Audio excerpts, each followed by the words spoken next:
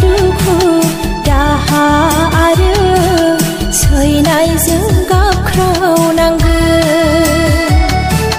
फेंफा सुयै सुयै आरो फग्रा बाख्नायनानै रोजाबगोन सोरगोआव थांनायनि लामाखौ दिन्थिलांगोन